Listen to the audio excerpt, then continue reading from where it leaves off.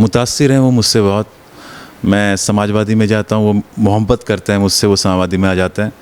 उसके बाद मैं बसपा में आता हूँ तो पीछे पीछे मेरे साथ बसपा में आते हैं। अब मैं निर्दलीय हो गया हूँ तो हो सकता है शायद वो भी निर्दलीय हो जाए कुछ वक्त बाद। यही ट्रेंड तो ऐसे ही लग रहा है, तो मोहब्बत बरकरार रहे, मैं तो यही कहूँगा। और वो अपना चुनाव लड़ रहे हैं, मैं अपना चुनाव लड़ रहा हूँ। मैं उनके ऊपर कुछ पर्सनल टिप्पणी नहीं करना चाहूँगा। मेरे से तो पैसा मिला नहीं, भाजपा से भी साठगांठ करी है।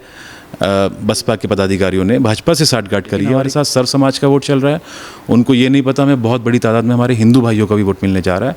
और मुस्लिम समाज समझ चुका है कि किस तरह से भाजपा ये खेल खेल रही है।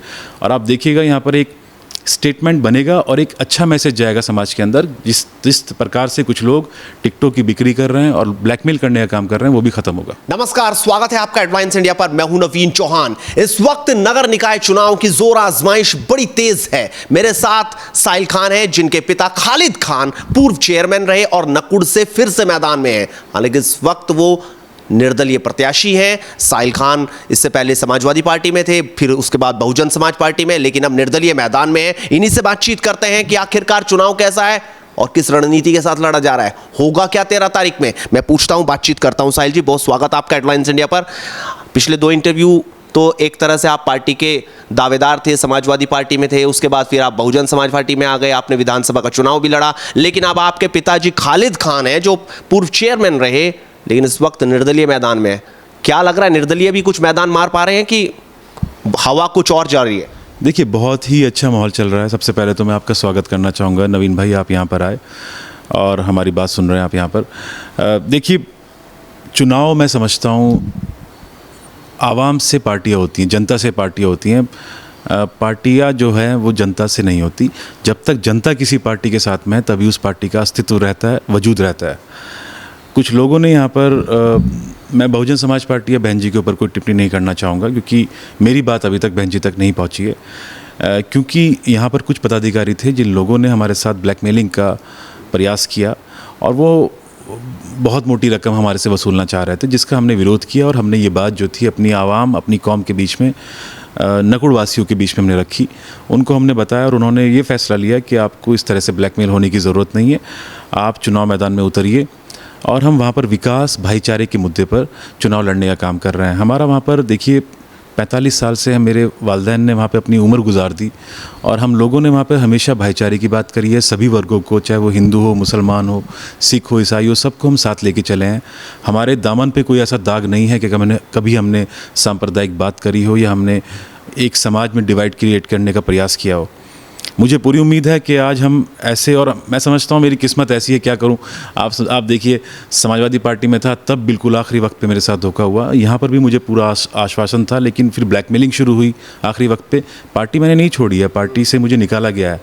आज मैं समझता हूँ कि मैं एक ऐसे चौराहे पर खड़ा हूँ जहाँ पर मुझे, नकुड़ हमारा परिवार है, अपने परिवार की ज़रूरत है और मुझे पूरी उम्मीद है कि मेरा परिवार मेरे साथ खड़ा होगा और हम एक बहुत बड़ी ऐतिहासिक जीत दर्ज करेंगे और एक स्टेटमेंट भी देंगे कि सिंबल के अंदर वोट नहीं रखा, आपके काम के अंदर वोट रखा है। और इस तरह की जो ब्लैकमेलिंग कर रहे हैं कुछ पदाधिकारी बसपा के, उनकी ब्लैकमेलिंग भी ख़त्म होगी अगर हम वहाँ से बहुत बड़ी। अपने फेसबुक पोस्ट पे लिखा कि 90 लाख देने से अच्छा है कि कई बहनों की हम शादियां कर पाएँ, कई बेटियों की शादियां कर पाएँ। यानी 90 लाख रुपए की रकम आपसे मांगी गई थी साफ तौर पे।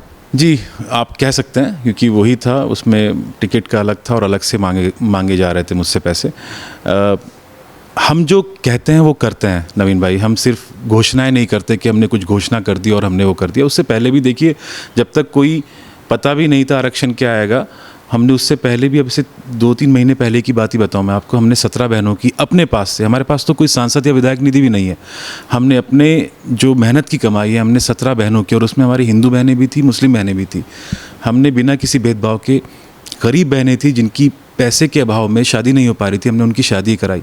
लॉकडाउन में मैंने घर घर जाकर वहाँ से हमने ट्रक भर भर के निकाले राशन के, हमने लोगों की खिदमत करी है। कंबल हम हर साल हज़ारों की तादाद में लोगों के घर पहुँचाते हैं, बांटते हैं, एहसान नहीं करते।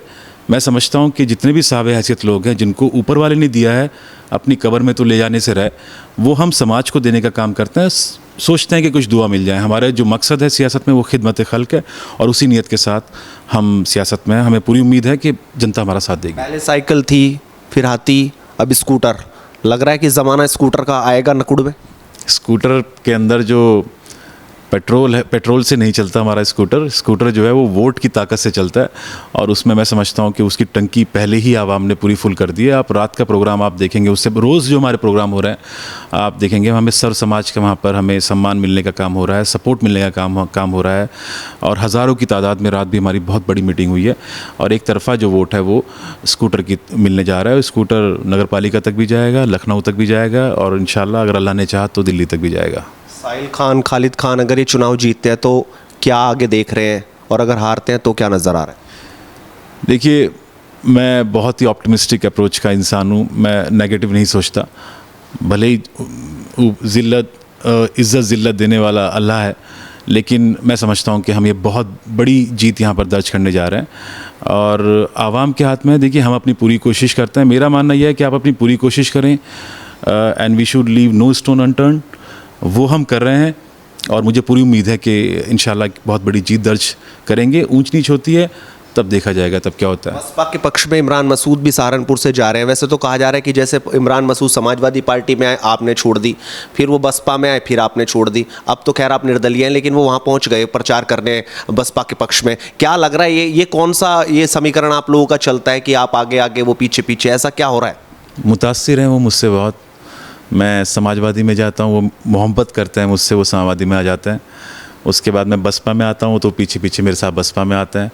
अब मैं निर्दलीय हो गया हूँ तो हो सकता है शायद वो भी निर्दलीय हो जाए कुछ वक्त बाद। यही ट्रेंड तो ऐसे ही लग रहा है, तो मोहब्बत बरकरार रहे, मैं तो यही कहूँगा। और वो अपना चुनाव लड़ रहे हैं, मैं अपना चुनाव लड़ रहा हूँ। मैं उनके ऊपर कुछ पर्सनल टिप्पणी नहीं करना चाहूँगा। मेरा सवाल, आखिरकार नकुड़ की जनता खालिद खान को क्यों चुने? मैदान में तो और भी कैंडिडेट हैं, बीजेपी भी है, बसपा भी है, और भी दूसरे भी लोग हैं, लेकिन आप ही को क्यों चुने? आप में ऐसा क्या खास है? नवीन भाई, इसका जवाब तो बहुत लंबा जवाब दे सकता हूँ मैं इसका, लेकिन मैं बहुत ही कम शब्दों में अपनी बात रखूँगा। 45 साल का हमारा ट्रैक रिकॉर्ड है हमारे परिवार को, और हमने वहाँ पर कभी भी नेता बन के हम जनता के बीच में नहीं रहे। वहाँ के घर घर को हम जानते हैं, वहाँ के बच्चे बच्चे को जानते हैं, किस परिवार में क्या समस्याएं हैं वो हम जानते हैं। और ये जो नगर पालिका का चुनाव है, ये एक परिवार का चुनाव होता है। हमारी जन्मस्थली कर्मस्थली नकुड़ ही है। वहाँ की जनता से हमें बेहद मोहब्बत है, और हमने जो हम कर सकते थे, जो हमारे से बन पड़ता है, बिना किसी ताकत के हुए हम वहाँ पर लोगों के बीच में खड़े रहे हैं। हमने उनकी खिदमत करी है। हमारी खिदमत को देखते हुए मैं समझता हूँ इस बार हमें बहुत ज़रूरत है अपने परिवार की, और हमारी मजदूरी भी बनती है, और मुझे पूरी उम्मीद है कि हमें हमारी मजदूरी मिलने का। इसलिए भी पूछ रहा हूँ क्योंकि खालिद खान और साहिल खान के पास तो सिर्फ आप दो ही चेहरे हैं जो चुनाव प्रचार है, लेकिन बीजेपी के पास तो योगी खुद मैदान में उतरे, उनके अलावा और बड़े मंत्री, कल वहाँ पर केंद्रीय मंत्री संजीव बालियान भी थे। आप कैसे इन लोगों का मुकाबला कर लेंगे? ये सवाल इसलिए पूछा जा रहा है। जनता के बीच में बताने वाले बीजेपी के पास तो बहुत है, लेकिन खालिद खान के पास क्या? कैसे स्कूटर को दौड़ाएंगे? खालिद खान के पास जनता की मोहब्बत है। जैसे मैंने कहा कि हमारा परिवार नकुड़ कस्बे का बच्चा बच्चा हमारे परिवार का हिस्सा है, वहाँ का नौजवान, वहाँ का बुज़ुर्ग हमारे परिवार का हिस्सा है। इन लोगों के पास ताकत भली होगी, लेकिन हमारे पास हमारे परिवार का सपोर्ट है। ये लोग बड़े बड़े पद लेके आ जाएंगे, लेकिन जो वोट की ताकत है वो तो वोटर के पास है ना। जब वोटर वोट डालेगा तो बड़े बड़े जितने भी, चाहे उप मुख्यमंत्री को भी उतारने का प्रोग्राम हुआ था, आपको पता है, वहाँ पर आ रहे थे। आप बताइए, एक छोटे से चुनाव में इतना फोकस क्यों हो रहा है? वहाँ पर हम खड़े हुए तो वहाँ पे गठबंधन को प्रत्याशी भी नहीं मिला एक तरह से। अब आप समझ सकते हैं, वहाँ पे सीधा चुनाव हमारे और भाजपा के बीच में। मुझे तो ऐसा भी प्रतीत होता है, मैं आपको बताऊं नवीन भाई, कि मेरे से तो पैसा मिला नहीं।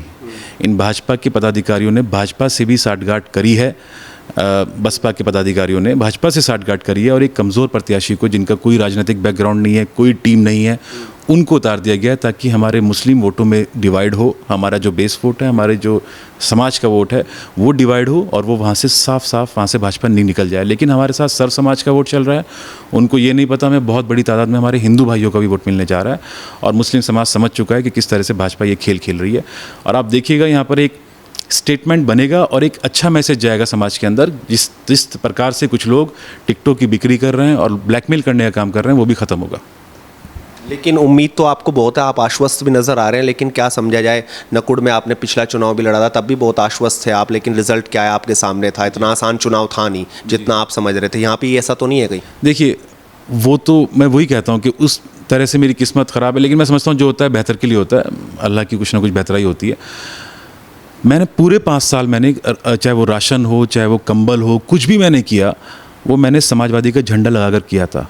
या कि यकीन मानिए गांव में बहुत सारी औरतें ऐसी थी जो सपा को वोट दे रही थी ये समझ के कि वो मुझे वोट दे रही हैं, क्योंकि कंबलों पे मेरे फ़ोटो लगे हुए थे, सब कुछ मैंने घरों में कंबल टंगे हुए थे, कैलेंडर टंगे हुए थे, राशन थे, तो स्टिकर्स वगैरह जो लगे हुए थे वो सारे के सारे मेरे फेस के ऊपर थे। और दूसरा, जब आप आखिरी वक्त पे एकदम से पार्टी बदलते हैं, वो इतनी बड़ी विधानसभा, इतने सारे गांव, 3 कस्बे आते हैं बड़े बड़े, सब जगह मैं पहुंच भी नहीं पाया। मुश्किल से 14 दिन पहले तो मैं बसपा में आया था, लेकिन चुनाव मुझे लड़ना था। अपनी मेरी जो टीम थी, मेरे जो साथी थे जिन्होंने मेहनत करी थी 5 साल, उनका मुझे एक तरह से आदेश था, उन्होंने बोला था कि साहिल भाई आपको चुनाव में खड़ा होना है। तो मुझे उस वक्त बसपा से के अलावा कोई विकल्प दिखाई नहीं दिया था, इसलिए मुझे मजबूरी में उस वक्त बसपा में आना पड़ा था और कोई विकल्प था ही नहीं उस वक्त। तो लेकिन उसके बावजूद भी आप देखेंगे कि पश्चिमी उत्तर प्रदेश में मुस्लिम कैंडिडेट जितने हैं उसमें सबसे ज़्यादा वोट मुझे मिलने का काम हुआ। मैं समझता हूँ मुसलमानों ने मुझे बहुत अच्छा तब भी समर्थन दिया, जितना मैं उम्मीद कर रहा था उतना नहीं मिला, लेकिन चलिए वो तो एक संघर्ष है। मेरा पहला चुनाव था, अच्छा रिजल्ट रहा और आगे मैं समझता हूँ अच्छा रिजल्ट रहेगा। तो साहिल खान बहुत ज़्यादा आश्वस्त हैं, उम्मीद है उन्हें कि चुनाव अच्छा रहेगा। आप भी अपनी राय रखिए, आपको क्या लगता है, क्या दिखाई दे रहा है, नगर निकाय चुनाव में होगा क्या? और लगातार जुड़ रही है एडवांस इंडिया के साथ, क्योंकि किसी तरीके से बातचीत चलती रहेगी बिना रोक टोक। नमस्कार।